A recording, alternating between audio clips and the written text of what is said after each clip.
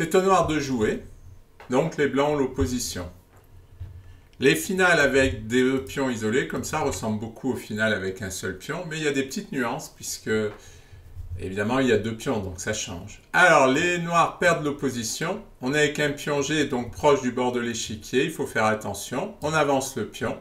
Le roi est obligé de s'en aller, mais attention, si le roi vient en F7, il y a patte, le roi est bloqué. Et deuxième possibilité de patte, c'est si vous avancez le pion en G6, le roi vient là, et il n'y aura patte, parce que le roi sera obligé de reculer, le pion sera perdu, et comme le roi n'est pas devant le pion, ça fait match nul. Donc, je reprends au début, après roi G8, pion... Eh bien, il va falloir faire un sacrifice pour pouvoir gagner. On va sacrifier le pion pour pouvoir prendre l'opposition.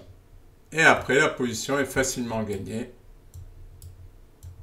avec pion G6. C'est au blanc de jouer cette fois. Et donc, c'est les noirs qui ont l'opposition, puisque le roi est obligé de s'en aller d'en face, et c'est nul. Par exemple, si le pion avance, échec. Le roi vient là, et c'est nul comme dans une finale classique avec roi et pion. Le roi peut essayer de biaiser, mais ça ne marche pas. C'est comme avec les finales roi et un pion. On vient devant, roi là, et puis on recule, on reste sur la colonne, et dès que le roi avance, on prend l'opposition, et on est dans la position de tout à l'heure. Il y a match nul. La position est beaucoup plus facile à jouer avec les blancs, puisque les pions sont moins avancés, et en plus il y a une case entre les deux. Donc facile, on avance le roi. Il va essayer de bloquer, mais ça ne marche pas. Roi G5. En plus, les pions ne sont pas sur la colonne G, donc c'est plus facile. Sur roi F8, tout simplement roi G6. Et on ne craint pas l'opposition, puisqu'on peut faire échec tranquillement. Et maintenant, il y a deux cases entre les deux pions, ce qui permet de jouer un coup de pion.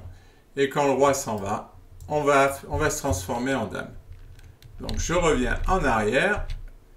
Donc, après roi G5, si je joue roi F8, c'est perdu. Et il peut essayer roi E8 ou roi G8, c'est pareil. Hein. On prend l'opposition diagonale, roi F8, et c'est encore plus simple.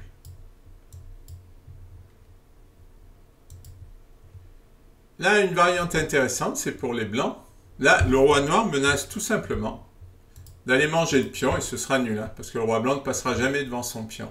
Mais il y a une astuce tactique, c'est pion G4. Le roi ne peut pas reculer, puisqu'il serait derrière le pion, donc il ne le rattraperait pas.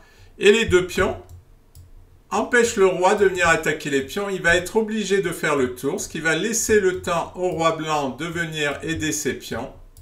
Et là, c'est gagné, puisqu'on vient de le voir. Hein. À partir du moment où on va avoir au moins une case de différence entre les deux, voilà.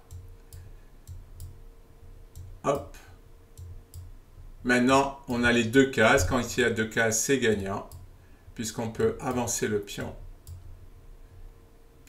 Et attention, c'est la première position qu'on a vue, par roi F7, puisqu'il n'y aurait pas, mais tout simplement, on sacrifie le pion. Et on est dans la même position que tout à l'heure.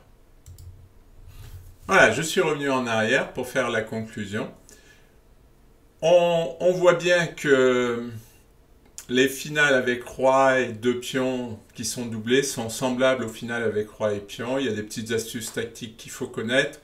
Lorsque vous avez deux cases de différence entre les deux pions, c'est gagné. Donc, tout dépend du positionnement des deux pions. Mais globalement, c'est assez facile à jouer.